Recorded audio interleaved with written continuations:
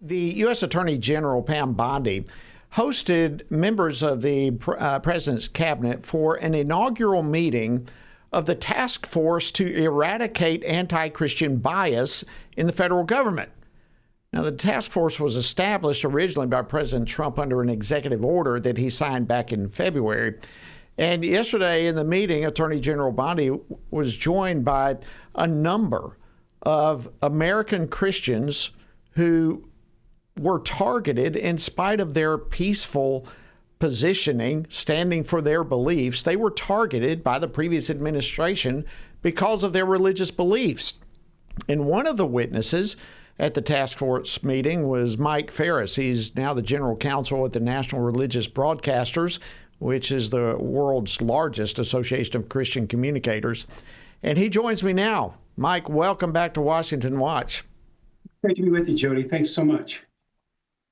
Well, it's great to have you. I believe last time I saw you was on the Capitol steps in Ohio, yet again, standing for religious liberties. Thank you so much for all that you do. It was a God moment where we ran into each other by accident. Absolutely. All right, so what brought you to the task force meeting? Well, the incident that they wanted me to focus on involved my own church. I'm an elder at the Cornerstone Chapel. Gary Hamrick is our courageous and outstanding pastor. And the IRS came after our church in 2022, as a result of a sermon that Gary preached after the during the 2020 election. He every 4 years he preaches an election sermon, and the IRS came after Cornerstone Chapel. And there were several months of investigation back and forth, and they ultimately imposed a fine. It wasn't a very great amount of fine, but the principle was you had to keep your mouth shut and not ever do this again. Now, of course, the church made no such promise, but that was the incident I was there to talk about. I, in some respect, was standing in for our pastor, but I was the president of Alliance Defending Freedom when this was going on, and we defended the church in that proceeding. So I have dual roles. I was the lawyer on the case, and I'm also an elder in the church. So I was able to talk about it from both sides. But the irony is that during multiple campaigns, and we have video evidence of this in a lawsuit I'm doing on the Johnson Amendment, that Biden himself goes into churches and gets endorsed. One pastor led the church in chanting, "Go Joseph, go Joseph," and others just openly endorsed him. So the real rule of the IRS is it's illegal to support a Republican candidate. That's the way they enforce the law up until President Trump got into office, and that's changing. It is changing so much. It's incredibly refreshing. And I say this whole issue, and you were there at Alliance Defending Freedom, but that was the issue that took me from the pastorate myself into the political arena, was a fight over this Johnson Amendment. And, of course, I was one of the 33 original pastors involved in that. And I just say thank you for continuing that fight. From the meeting yesterday, what were some of your takeaways? Did you feel good when all is said and done? You think we're moving in the right direction? I was over the moon, Jody. I've been in Washington doing these kinds of issues for more than 40 years now.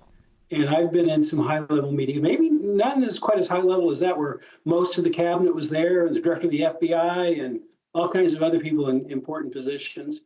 And so the part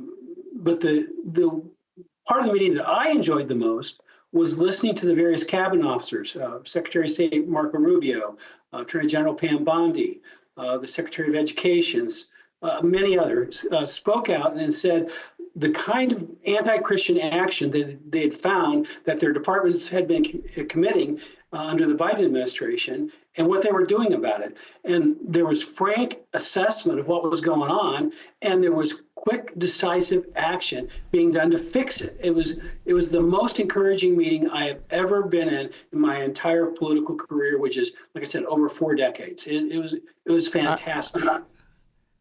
I cannot tell you how encouraged I am by that. So what would you say, we've just got a couple of minutes, what would you say to that individual who would claim that such a task force as this somehow shows favoritism towards Christians? Well, of course, the Justice Department and others work on anti-Semitism. They work on enforcing the law in many other ways. And it was made clear yesterday that religious discrimination of any kind is illegal under our system. And they were going to enforce the law against any person who violated that principle. But the reality is the most common attacks in this country today are against Christians. And so particularly Bible-believing conservative Christians or serious Catholics. And so those are the reality on the ground, and it's being recognized for what it's worth, and real actions are being taken to do something about it. And so that, and I had a good conversation about my lawsuit on the Johnson Amendment at the same time. So it was a great day. I just was really thrilled beyond thrilling. That is awesome. Mike Farris, I wanted to, we're going to be keeping a pulse on this. I'm sure there's going to be more meetings in the future with all of this, and we look forward to talking with you further about it. Mike Farris, General Counsel at the National Religious Broadcasters, thank you so much, as always, for joining us on Washington Watch. Thank you, Jody.